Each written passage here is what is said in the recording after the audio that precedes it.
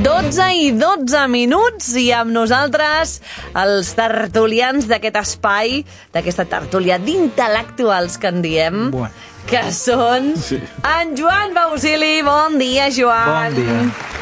I Antoni Álvarez. Bon dia. Bon dia, bon dia. Avui no ens acompanya la Dolors Fernández, que la trobarem molt a faltar i que l'esperem d'aquí 15 dies, Això sí. Però tenim avui aquest parell que estaven aquí ara fora de micros parlant de... estaven donant dades i tot ve arrel d'intentar ser feliços, no? Parlava al final, tot això és buscar una miqueta el benestar, no? La felicitat... Què? Això és arrel d'una notícia, Joan? Sí, no, parlàvem dels ansiolítics. Però això és arrel d'alguna notícia que ha sorgit o alguna cosa així, no? Sembla ser que hi ha algun cap a Lleida que s'han posat d'acord els metges per no receptar ansiolítics a dojo. Sí. I que han reduït un 25% el consum dels ansiolítics amb els pacients. I, de fet, també comentaven que això de l'ansiolític és una trampa, no? Perquè crea addicció, en vas prenent, però cada vegada necessites dosis més altes d'ansiolític. Això és veritat? Això diuen. A veure, aquí el que hi entén, no?, de l'àmbit sanitari... Toni, què dius tu? Entenia. Però bueno, jo primer el que faria és definir el concepte de felicitat. Què és la felicitat? Perquè, de fet, és tot un objectiu humà, no? Jo soc feliç, no? Perquè pot ser intentar ser ric, intentar ser poderós, intentar ser no sé què, intentar ser popular, no? Però hi ha alguna molt més simple i molt més complex que és intentar ser feliç, no? Jo crec que ho tindríem que redissenyar, perquè avui en dia el consumisme ha tapat el concepte de felicitat i t'estan enganyant, dient si consumeixes coses, si tens moltes coses, seràs felicitat, i és mentira. La felicitat va per un altre costat. I aquesta frustració, junt amb la de no tenir les coses que tu desitges de forma immediata, perquè vivim en una societat que vol les coses immediates, ja perfectes i al meu, doncs això és una frustració, perquè la realitat del dia a dia no és això. Bé, la meva reflexió és que potser tenim que girar molt i molt, i potser cada dia igual ens ho van demostrant en el que està passant, que tindrem que girar i contemplar les petites coses de cada dia que pots disfrutar. Sí, aquesta seria la definició, no?, de què tenim que fer. I realment, pues sí, el que deia ell, que el problema dels ansiolítics és que s'han receptat com carmelos. Sí, els ansiolítics, quina seria la seva funció? Fer-te sentir bé. Val. Llavors, clar, quina gent consumeix ansiolítics? Bueno, això és molt variat. Però, és que, a veure, hi ha molta frustració, com deia el Toni. Gent, i és veritat, gent que no arriba a final de mes, gent que no se sent feliç en el treball, gent que no se sent feliç a casa, a vegades no hi ha un motiu objectiu, a vegades sí, i llavors aquesta gent necessita ansiolítics per poder viure una mica normal. I després hi ha gent que els consumeix, suposo, una mica perquè sí. Hi ha de tot. Estem parlant que són persones que no són capaces de sortir d'un pou o de veure la llum d'una altra manera, que no sigui o sigui, és que em resulta molt complicat d'entendre que algú necessiti realment medicació per ser feliç, no? O per sortir d'una situació d'angoixa, d'insatisfacció, sí. Clar, hi ha gent que els consumeix, evidentment. Sí. Hi ha gent que ho necessita. I en el moment en el que s'inventa això és perquè hi ha una necessitat, no? Però no hi ha un altre camí? Bueno, jo penso que l'objectiu de l'ansiolític, així fent-lo com molt simplista, seria aplacar un neguit existencial, no? I la pregunta és, això a generacions anteriors passava exactament igual, aquesta sensació d'aquest neguit existencial? Seria interessant, no? Perquè jo sempre he opinat que el món dels meus besavis era molt semblant al dels meus avis, el del món dels meus avis era molt similar al dels meus pares, i entre els meus pares i jo, això és que no sé res, és que no em queda res, Jo he vist coses, néixer coses i morir. Per exemple, el plàstic, jo els vaig veure néixer i ara estan morint. Sí, no? Això i una sèrie de coses, no? Va ser una explosió de tot tipus que encara ens ha deixat descol·locats. I dintre d'aquesta descol·locamenta jo penso que està el model de societat. No?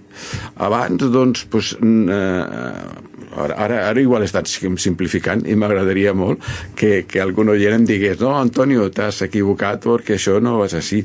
Però el cert és que abans eren societats més col·lectives, no? De fet, en la nostra joventut vam lluitar per un benestar col·lectiu i, en canvi, avui en dia, tots els inputs que ens arriben és ves sol pel món, busca la teva solució, busca la teva sortida, busca la teva, no? I hem fugit d'una societat col·lectiva i estem en una societat molt individualista, però clar, perquè una societat individualista continuï, tens que ser molt egoista, tens que ser molt insolidari, perquè la teva solució és l'única que... I aquí jo crec que aquí és on hem començat a liar. Però els inputs de lo que estem veient en aquests moviments d'aquests líders polítics a nivell mundial nos estan dient això, de que no, de solucions col·lectives no les busqueu, perquè cada vegada que heu buscat una solució col·lectiva l'heu liat, i l'heu liat a nosaltres, els poderosos que hem perdut el control. Potser el tornar a dir, anem a sortir d'aquest egoisme, anem a buscar el nosotros i no el jo, i potser seria començar a treballar la solució de no tenir aquest neguit existencial que necessita medicacions i paraïsos químics, no? Ara, que el canvi de paradigma, el canvi de societat, no serà fàcil perquè ho tenim tot en contra. No anem en aquest camí. El primer per començar a ser feliç és desfer-te de l'egoisme. Ostres. No? Sí, i potser d'alguna cosa més, però de l'egoisme segur. I desfer-te de tots els inputs que t'arriben de la societat en la que vius, que et diu això, no? Consumeix i seràs feliç, tinga-ho tot, busca-ho tot, vulga-ho tot. I llavors, doncs, la gent busca la felicitat a través del que té. Tu parlaves de frustració, en realitat, sí. No? Sí, hi ha gent frustrada, evidentment. No és que no puguem ser feliços, perquè no, és que potser les expectatives són molt altes i acabem frustrant-nos amb coses que potser ni necessitem. Segurament, coses que no necessitem, evidentment. Però crec que una de les solucions és la reflexió i l'ajuda. La gent que està... Quan estàs dintre del pou, a vegades dones voltes, com un hàmster, i no te'n surts. Sí. D'acord? I no te'n surts, i necessites ajuda. I el que deia el Toni, a vegades, abans, els ajuts eren més col·lectius. Avui tothom procura per si mateix. Vols dir que abans en una societat potser més petitona... Era més solidària, potser, la gent, no? Algú estava... Sí. Tothom es cuidava una mica entre tots. Els veïns... Jo recordo, quan ara parlaves de la Barcelona que va conèixer el meu besavi, a vegades li comento al meu net, el meu besavi havia vist les vaqueries que venien la llet amb vaques. El meu avi segurament també, el meu pare segurament també, i jo també. Jo anava a comprar la llet i a la vaqueria hi havia vaques, a Barcelona, Déu-n'hi-do. Sí. Avui en dia això és impensable. El meu net no pot entendre que pugui veure vaques a Barcelona, que la llet es ven amb un tetabric. Jo havia vist recollir les bessures amb carro i cavall, però és que el meu avi també. i el meu pare també. Clar, el meu net, quan li dic que abans no hi havia camions, sinó que a Barcelona hi havia un carro amb un cavall, em mira volent dir... Què dius, avi? No? Clar, hem fet un salt social molt gran, en molt poc temps. Pensem que en 100 anys hem passat això del carro amb el cavall a Barcelona a uns camions que no fan ni soroll. Per exemple, Sí, però moltes més coses, no? Hem passat de no tenir telèfon a casa a tenir el mòbil permanentment connectat. Hem fet molts canvis. I vols dir que no tothom Anem molt de pressa. Sí, ja. Però es tracta d'adaptar-se, es tracta de... No es tracta d'adaptar-se, perquè no hi ha altra, Vull dir, anem de pressa perquè és el que hi ha. I es tracta d'adaptar-se i per això torno a dir que necessitem ajuda a vegades, no? Parlar més amb la gent, obrir-se més, escoltar més, abans d'anar al fàrmac que t'ajudi a ser feliç, no? Què dius, Toni? Que t'ajuda molt teòricament. I jo penso que per acabar-ho d'adobar estem en un món molt digital i que estem traslladant la conversa amb qui sigui, el malveí, amb el que sigui, la conversa amb un aparell. Sí. I aquest aparell, sí, a mi m'han dit això del, com es diu aquesta que respon Alexa? Sí, l'Alexa, per exemple. Sí, que es pot tenir converses amb ella. I tant, i tant. I si no és amb l'Alexa, és amb el xat GPT, i si no amb la Siri, i si no amb... Sí. N'hi ha més d'una. Però això... De fet, ja hi ha gent que tenen una relació sentimental amb l'Alexa. amb alguna d'aquestes intel·ligències artificials. Imagina't. O sigui, amb una intel·ligència... O sigui, una relació... Però això no és... Això és un onanisme... És que no sé... no? Sí, això és una perversió sexual.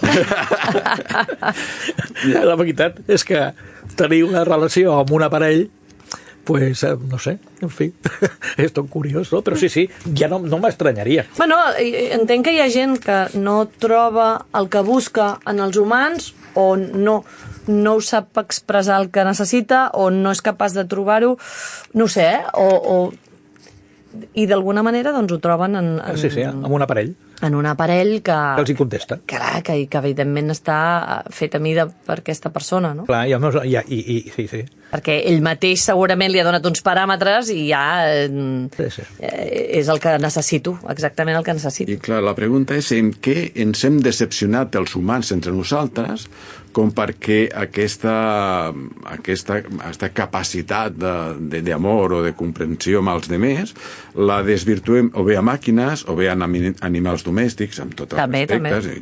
Jo tinc la meva gosseta que l'adoro, però que a vegades no, estàs veient gent que fa aquesta derivació, no? I que estem...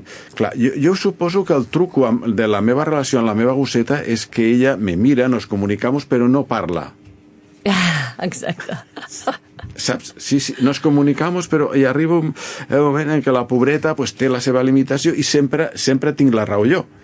Clar, i això ajuda molt, No passa, el mateix amb la Siri, sempre acabes tenint tu la raó, perquè quan t'ha tocat, no? Jo l'altra tarda estava amb uns amics i em van fer una demostració del Siri aquest, i dic, opa, i en un moment donat, que estava tocant els nassos, la Siri, Siri, apaga't. Ja està. Pum! Vale, i Siri es va apagar. Solucionat. Sí, però això, voleu dir que no és perillós? Voleu dir que no és... Perquè, per lo que em diuen els que entenen, és que això no ha fet més que començar. Correcte. La gran pregunta és com començarà. A veure si m'explico. Si jo miro cap enrere, miro els temps, els valors que corrien els temps del meu pare, del meu avi, del meu besavi, allà a la Galícia més profunda, i la revolució que ha vingut fins ara. I ara m'estan dient que això no ha fet més que començar. Ostres, què podem patir? O sigui, com podíem fer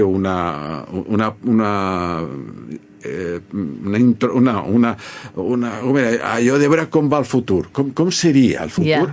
Com serà el futur si això... O sigui, si partint de les premisses que jo he dit, de que les vides dels meus antecedents eren molt normals, jo he viscut una revolució immensa, i ara em diuen, això no és res. Com serà? La distància entre els teus pares i tu no té res a veure amb la que hi haurà entre tu i els teus nets. O sigui, dels teus fills als teus nets. A què s'enfronten els meus nets? Jo crec que no és ni... És que no és ni previsible. No, exacte. Perquè, clar, el meu net, per exemple, té 7 anys, el més gran. I jo penso, si jo he vist el carro amb el cavall recollint la basura i he arribat a veure mòbils, pantalletes d'aquestes amb videojocs, sí. la Alexa que te contesta quan le preguntes... L'internet. A l'internet, sí. Exacte.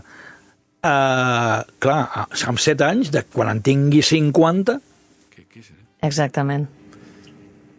Què veure? Sí. És que no m'ho puc imaginar. Saps? Una de les coses que m'agrada ser gran... Que et pots colar a tot arreu. No, a part de colar-me a tot arreu i tenir descomptes al metro i aquestes coses, i ara a l'AVE ens fan un 60% de descompte a la gent gran. Una de les avantatges, a més d'aquestes, és que no veuré això. Prefiero no verlo. Sí? Sí. En sèrio. No em fa cap il·lusió. Mira, no em fa cap il·lusió veure què pot passar quan el meu net tingui 50 anys. A lo millor no m'agrada. Segurament. Perquè, bueno, mira, si parlem del tram, per parlar d'algú, avui la notícia era que ha tirat enrere amb els arancels. Com que és un descerebrat, com tota la gent d'ultradreta, que no venen més que pàtria i res més, aprofito que estic aquí, perquè si escoltem a Vox, potser algú de Vox m'està escoltant, i si m'està escoltant que em truqui i m'ho digui. 93 574 13 14. Quina proposta tenen amb educació? Quina proposta tenen amb sanitat? Quina proposta tenen amb vivenda? Hi ha una cosa que ha dit avui el senyor Feijóo i he pensat, tens raó. Diu, Vox practica la política de la tombona. La política de? De la tombona. De la tombona. S'estira i que vagin fent. I de quan en quan parla de los valores patrios i això, i de los inmigrantes que tienen la culpa de todo. I això ven molt. Mira el Trump. Ara ha tirat enrere per què?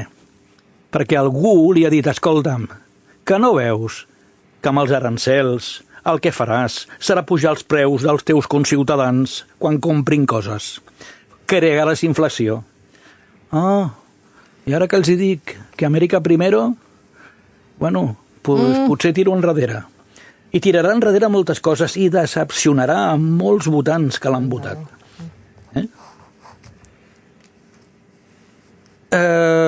Bueno, estem en un món complex, que passen coses molt estranyes. I per això torno a repetir que no sé què passarà dintre de 50 anys, però em dóna la sensació que no m'agradarà. A més, jo crec que hi ha un altre afegit, que és la distància intergeneracional, que cada vegada és més àmplia. Sí. Perquè cada vegada hi ha, com que anem a tanta velocitat que dèiem, no? I canvia tant la societat, segurament ens sentim més a prop dels nostres pares que dels nostres fills o dels nostres nets, no? Llavors també, a part de que cada vegada són pares més grans i ja físicament hi ha més edat de distància, també tot va a tanta velocitat que encara hi ha més edat. I jo crec que aquesta desconnexió que tu dius, jo ja no ho vull ni veure. No. O sigui, ja hi ha una falta d'interès per adaptar-se als nous temps, perquè és un moment que dius, és que no vull, no en tinc necessitat, no m'interessa. I el no adaptar-nos també fa que ens distanciem més dels que hi són.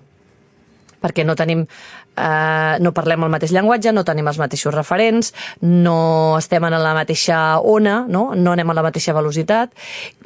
I trobo que a nivell de societat també és un problema perquè no ens podrem ajudar de la mateixa manera que ens hem estat ajudant fins ara. No, perquè això, la distància serà molt més gran. I, a veure, és que passen coses que no entenc, i que no m'agraden, però passen. Per exemple, el meu net sopa mirant la televisió. Esmorza mirant la televisió. Jo recordo quan jo m'assentava a la taula a casa meva i m'arrepenjava el cap a la mà, el meu pare em deia: nano, el cap s'aguanta sol. Posava bé. Avui en dia, sopar veient la tele o esmorzar veient la tele és algo molt comú a moltes famílies. Jo no dic res als meus fills, al meu fill gran, que és el pare, perquè, en fi, m'explico? No vull entrar en polèmiques. Però aquesta distància existeix perquè no hi ha comunicació. Quan està mirant la tele i sopant, no es comunica amb ningú. A vegades he arribat a casa, al vespre, a casa del meu fill, i dic: hola Gerard, hola Oliver, al meu net, i no em fa ni puto cas. Està distret, mirant la televisió. En fi, no sé, ja et dic, no em fa cap il·lusió veure-ho. Hi ha gent que diu: m'agradaria veure el futur. Doncs a mi no. Veure'l, no participar-hi, no? Potser veure'l sí. Però participar-hi... Però no ho sé, per si de cas, m'estimo més no veure-ho. Ja. T'entenc perfectament el teu sentiment. Jo penso que la definició és que estem sobrepassats perquè tenim un munt d'inputs i ens falta el seguiment. Tot és curiós perquè hi ha autors, no? Hi ha autors literaris que ja havien fet xispetes de lo que passaria. És curiós, però ara no trobo aquests mateixos autors que em facin xispetes cap endavant, no? I dintre d'això que tu dies, d'aquesta dependència, abans d'ahir o fa pocs dies vaig anar amb el meu ordinador vell atrotinat amb un senyor que ja el coneixo i que ja en té més paciència amb mi que un santo. L'home és pakistaní i bueno, ho faig servir, saps quan anaves a la barberia o a la peluqueria i mentre allà xerraves? Pues jo amb aquest bon home que té molt de món, em deien: però Antonio, mira, tal com estan les coses avui pots passar un dia sense menjar, però no pots passar un dia sense internet. Ostres. I me la va deixar caure. I dic: ostres, té raó ara mateix. Un dia, us imagina un dia sense wifi, internet o tota la parentela? Seria, un dia sense menjar, doncs bueno, pues sí, un dia sense. Sí, aguanta, sí. Jo el que espero és que ara, avui, algú o estigui naixent ara o s'estigui formant algú que donarà els anticossos a aquesta situació. Jo espero, jo tinc aquesta... Perquè a la història de la humanitat sempre ha passat, no? I això ens porta a una pregunta.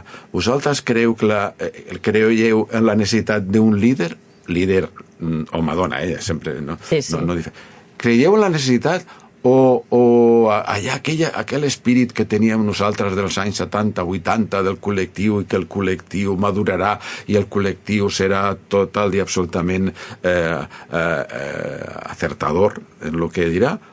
O necessitarem un líder que comenci a dir: a veure, això té que tenir té que tenir una solució, té que tenir un desenvolupament com perquè ens torni a fer humans. No ho sé. Jo últimament, el que passa és, clar, quan parlo del líder, els quatre pèls que tinc se'm posen tiesos, perquè a vegades amb l'amic Trump, amb l'amic de Corea del Nord, amb el xino, amb el president de Xina, com es digui, el dictador, i bueno, hi ha una caterva ara mateix de gent, líders, que ens estan dominant i ens estan enfonsant la humanitat, perquè només estan governant per una élite cada vegada més restringida i bueno, així, fent una mica de conya, diuen que aquesta élite prefereix anar-se a Marte que arreglar la Terra. Ostres, sí. Sí, que és el nostre amic, com es diu? Sí, Elon Musk. Sí, este prefiere irse a Marte que arreglar la Tierra, sí. No le importa arreglar la Tierra. Lo de Marte, mira, a veure, què en trec. Així, el futur, qui el canviarà? No ho sé. Un col·lectiu o un líder? No sé respondre't a aquesta pregunta. Jo crec que les dues coses. Perquè al final, si el líder que et surt és un líder com el que ara sembla que estarà governant el món, com el Donald Trump o l'Elon Musk, al final la societat s'acabarà rebel·lant d'alguna manera, perquè és que clama al cel. Són persones que no tenen cap mena de mirament i que es pensen que el món és seu i que poden fer i desfer. O sigui, estan a un nivell de poder molt, molt preocupant. Jo crec que al final el poble reaccionarà en contra d'aquests líders que no volen, i potser acabaran posant uns altres líders els que podran seguir un temps. La meva preocupació és en la paraula que acabes de dir, el poble. Analitzant qui ha votat a Trump, hi ha un bon grapat d'immigrants ja establerts que diuen que no vinguin més. Clar. És al·lucinant, això, Sí. Però, bueno, no, però a veure, tindríem que analitzar molt bé aquest fenomen, no? Sí. Què ens està passant en aquesta... Hi ha gent que fuig molt de l'enfrontament entre civilitzacions, però igual tindríem que analitzar-lo, no? Que realment... a veure si em sé explicar, perquè el tema és espinós. Una cosa és acollir sense renunciar, que l'acollidor renunci a la seva identitat, no? I una altra és que aquest acolliment faci saltar per als aires el sistema de la societat que és acollidora. Aquest debat, que és molt complex, molt espinós, que ningú el vol, perquè, clar, depèn com parlis, aquí tens que anar molt en compte, perquè de seguida diu, no, tu ets d'extrema dreta. No, jo el que tinc sentit comú i m'agradaria entendre les coses. Jo a vegades penso que això forma part de l'egoisme humà.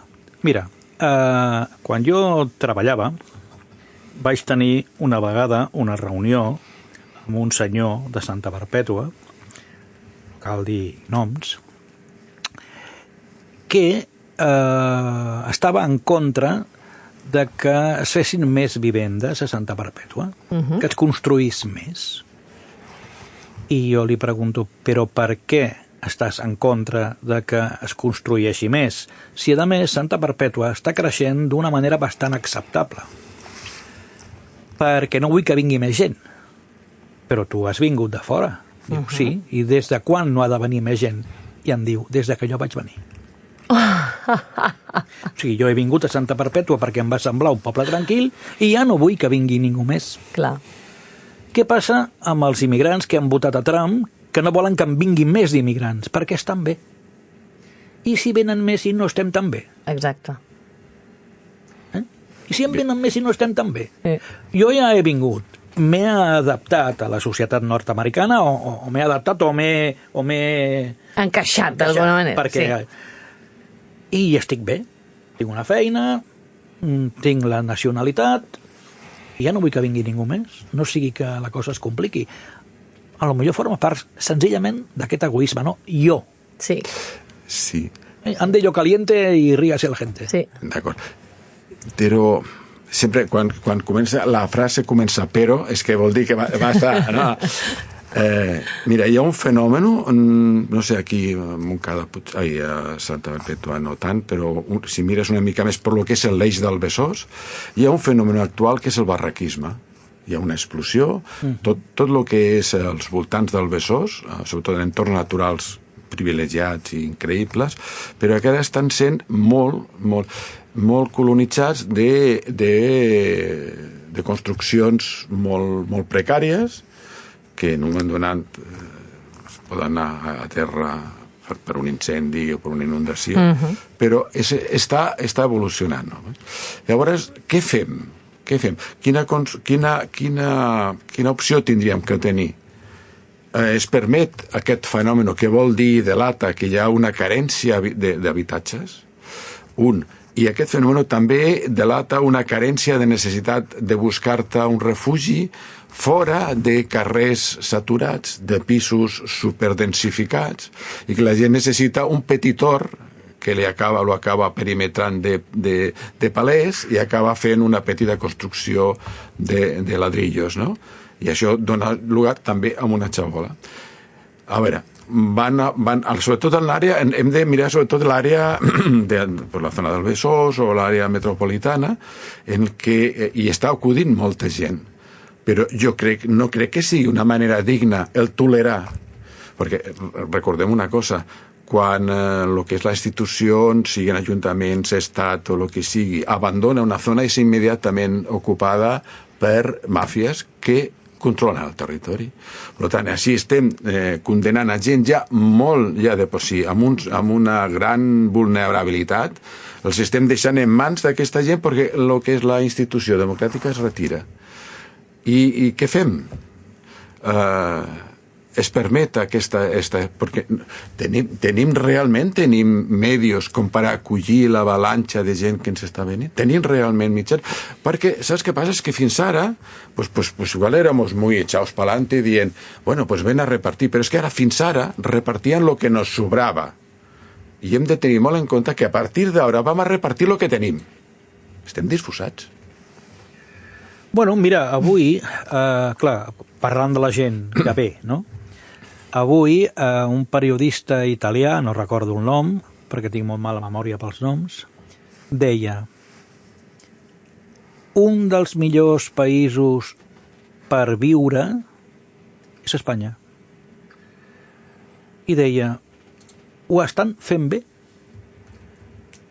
Han invertit en noves tecnologies molt. I les noves tecnologies estan creant riquesa. Noves tecnologies, em refereixo a noves tecnologies, sobretot eòlica, les plaques solars. Diu, Espanya està fent una gran inversió en aquest camp i li està anant bé i està creant riquesa. Després té un turisme impressionant. Després té uns immigrants que s'han adaptat molt bé. Home, s'han adaptat molt bé perquè molts d'ells parlen la mateixa llengua i, per tant, s'han adaptat més bé que altres immigrants que no la parlen.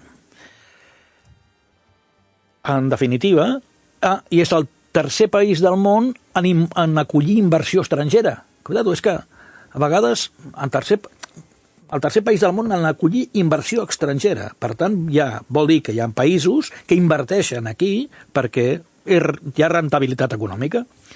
I diu, a més, que està creixent a un ritme brutal. França està al 0,5 del creixement del producte interior brut. Alemanya està en recessió.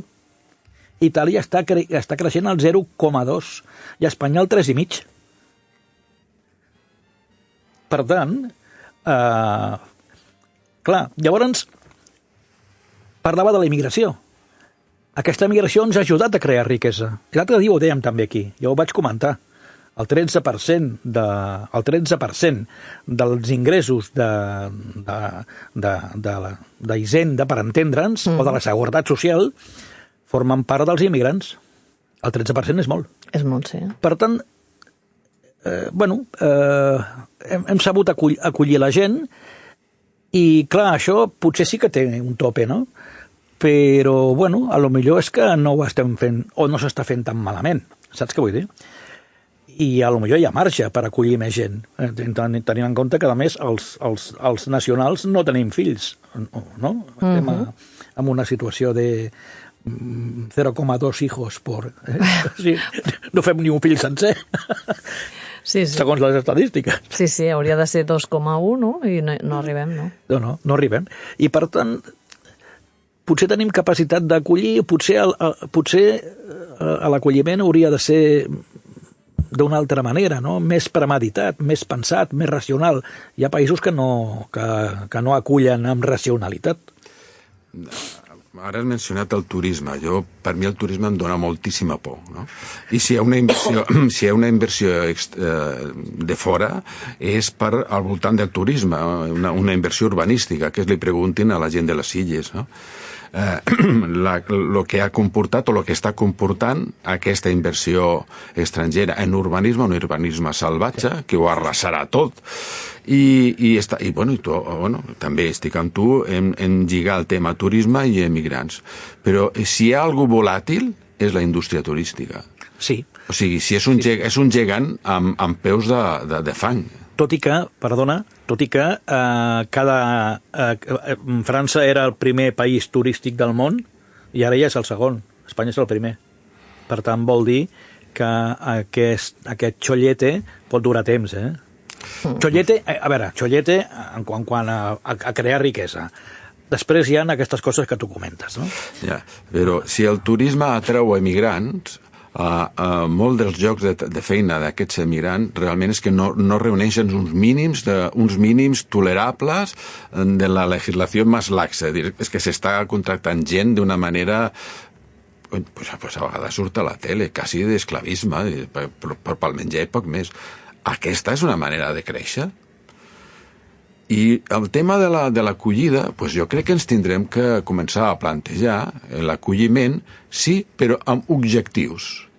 Ajudes a l'acolliment. Bé, doncs doncs a ti t'acollim, però tenim que anar comprovant que la teva adaptació, el que jo deia abans, si una cultura per acollir per la seva pròpia cultura, aquí comencem a tenir problemes grossos. Perquè el problema no és com amb el món romà, no? Que van aparèixer els romans i van aparèixer per allà, van colonitzar, van fer i van donar unes estructures arquitectòniques, aigua, claveguàrem i una llengua. O sigui, van entrar en un territori nou, però van donar una alternativa. El problema està en que ara mateix aquest acolliment no dona una alternativa. Dona mira la tele o mira els digitals. No hi ha una... Per tant, jo crec personalment que aquest acolliment tindria que començar a tenir objectius. I, aquesta paraula ben desenvolupada pot ser una mica dura. Ara que deies dels romans, van fer feina, molta, tampoc eren perfectes, però van fer feina. Jo recordo la pel·lícula aquella de La vida de Brian, que hi ha un moment que un dels jueus radicals fa un míting per expulsar els romans, no? I el tio comença dient, què han fet els romans per nosaltres? I s'aixeca un, diu, el clavegueram. Diu, bueno, vale, el clavegueram. I què més? Els aqüeductes. Bueno, els aqüeductes, vale. I què més? Les carreteres. O sigui, tot. Sí, però clar, eren altres temps també, Eren altres temps. La veritat és que van fer molta feina. Sí. Sí, però segurament que van passar per sobre d'altres civilitzacions. I tant. Amb les seves pròpies riqueses. De totes maneres, sembla ser que eren bastant respetuosos amb les civilitzacions conquerides, perquè si mires una mica la història d'Israel, quan ells van arribar a Palestina, ells no van qüestionar mai els déus dels altres. Vosaltres creieu el que vulgueu, en una paraula. Mentre no qüestioneu al Cèsar, feu el que vulgueu. Vale? D'acord? Per això, Poncio Pilatos es renta les mans i diu, voleu pelar amb aquest senyor? Escolta'm, jo em rento les mans i feu el que vulgueu. D'acord? Date al César lo que és el César i a Dios lo que és de Dios. Van crear un temple a Roma dedicat a tots els déus de tots els llocs que havien conquerit. Vinga. Que em sembla que és el Panteón. És un temple pensat per acollir a tots els déus de tota la gent que havien conquerit. Per tant, no hi ha cap problema. Creieu amb el que vulgueu. No qüestioneu al César. La gran pregunta és que aquesta tormenta perfecta que tenim davant, el que és la nostra cultura, que és petita, feble i que està molt amenaçada, sobreviurà a aquesta tormenta perfecta que suposa l'acolliment més una cultura digital, que la cultura digital, torno a dir, que és papilla intel·lectual. Estava en el que recordo el que tu deies, estem sobrepassats perquè realment comencem a tenir element de judici i dir, què passarà d'aquí? Com serà la vida del meu net quan s'hi arriba a l'edat que tinc jo, no? Com serà? Haurem sobreviscut encara? Haurem sobreviscut al concepte cultural que tenim? Perquè, a veure, que jo vull acollir-me a que el nostre concepte, jo crec que és tolerant, que és, no sé, que permet viure als demés, però el problema està que si els demés no es permeten viure a nosaltres. I si això li deixem aquest debat, no? Aquest i del civisme, si li deixem als polítics i les seves batalletes i les seves carniceries per la lluita del poder, ja tenim un altre element més perquè la tormenta sigui perfecta. O sigui, que té que ser la societat que comenci a rumiar-se el que ens ve per davant, el que tenim aquí davant. I per lo que sento por ahí ja no és qüestió de dècades, no? No. Això va a una velocitat tan gran que igual dintre de 3 anys ha passat alguna cosa que ara no tenim ni idea, segur. I ens descol·loca i ens posa cap avall, no? Bueno, de totes maneres, mira, alguna dada bona hi ha. L'altre dia llegia que la gent jove està llegint molt. Ah, sí? Sí. Ostres. I em va donar satisfacció aquesta dada, no? Vull dir que la gent jove llegeix. Això és molt important, perquè jo pensava que la gent jove només mirava el TikTok i escoltava els gurus de turno, no?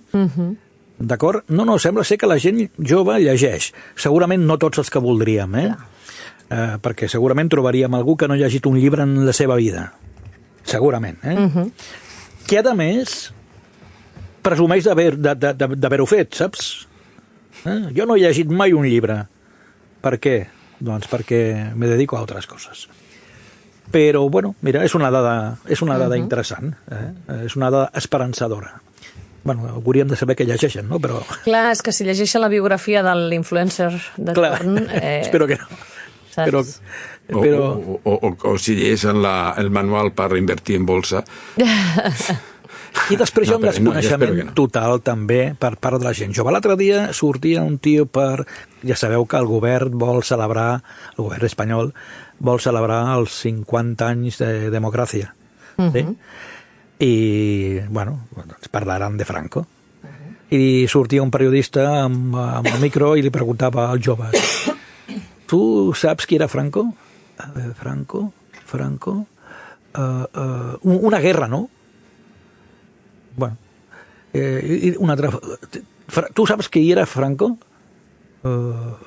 No. O sigui, un desconeixement total de la història recent del nostre país, i això per mi és greu, per mi és perillós, perquè em dóna la sensació de que no es preocupen per saber...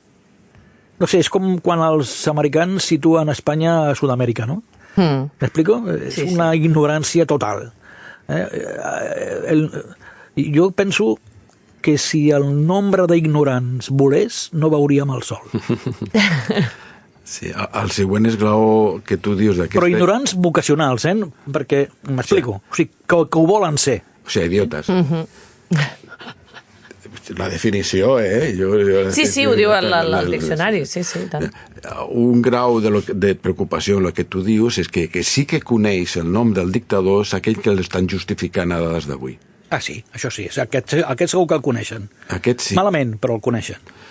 Llavors és preocupant, vol dir que aquesta gent a més tingui eco i tingui... Evidentment, tot aquest món al voltant de l'exdictador, doncs jo suposo que el que està és tapant les autèntiques vergonyes de la societat. Bueno, és el que fa la mateixa estratègia de tota la ultradereta mundial, és que m'invento un problema para que a la resolució del problema, que te lo daré yo, que yo me lo he inventado, tapi los autèntics problemes que tenim. I aquesta és l'estratègia. Ara m'ho fas venir bé. Mira, per si algú escolta, Franco, hi ha gent que el torna a ressuscitar. En Franco, les dones no podien obrir una compte bancari. En Franco, les dones no podien comprar-se un pis sense l'autorització del marit. En Franco no havia divorci. En Franco no havia avortament, perquè a vegades l'avortament, encara que hi hagi gent que té una concepció religiosa, etc., la dona ha de poder decidir sobre el seu cos. En Franco no podia decidir sobre el seu cos. En Franco la dona es dedicava a fer treballs de costura y corte y confección, perquè estava destinada a ser la mujer de su marido. En Franco no podies estar sindicat. En Franco no podies opinar ni crear una associació sense que estigués controlada. En Franco todo era peor. Ho dic per si hi ha algú que pensa que no.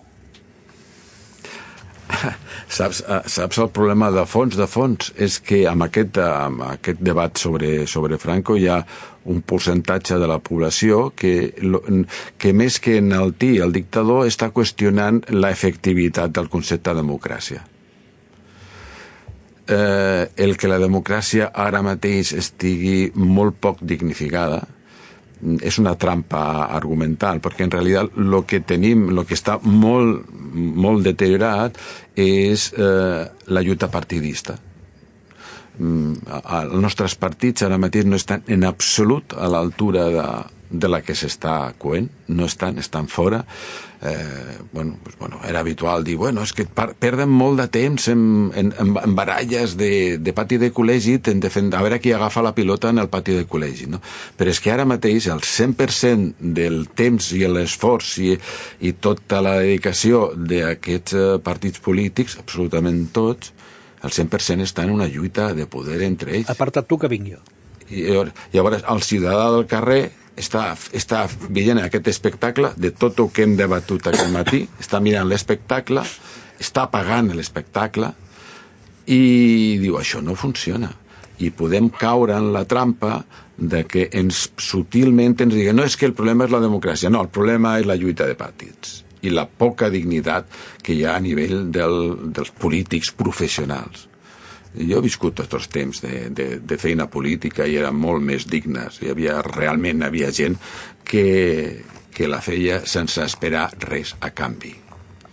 I ara el no esperar res a canvi sembla que sigui algo abominable, però potser ho tenim que recuperar. Bueno, és un altre repte. Tampoc em preguntis si m'agradarà veure com acaba. La veritat és que no pinta bé. Un minut per la una. Ostres, ens ha quedat una mica una tertúlia una mica pessimista, no? Una mica preocupant, no? Una mica... que ens farà reflexionar, però... He parlat del periodista italià. Dintre de tot hi ha coses positives, no? Sí, home. Sí. I jo he dit que ara mateix... També m'he deixat, perdona, que hi ha més contractes fixes que mai. Val, també està bé això. Has analitzat la qualitat dels contractes? Sí, ho sé, Toni. Sé, mira, un poble, un país, una família no està mai acabada.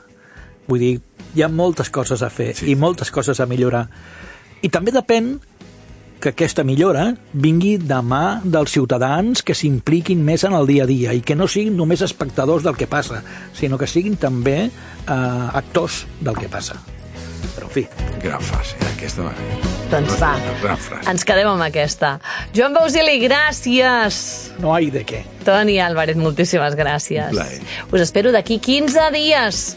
La companyia torna demà a les 9 del matí. Gràcies, que vagi bé. Y a cambio los romanos, ¿qué nos han dado? El acueducto. ¿Qué? El acueducto. Ah, sí, eso sí nos lo han dado, eso es cierto, sí. Y el alcantarillado. Ah, sí, el alcantarillado. ¿Te acuerdas cómo olía antes la ciudad? Sí, de acuerdo. Reconozco que el acueducto y el alcantarillado nos los han dado los romanos. ¿Y las carreteras?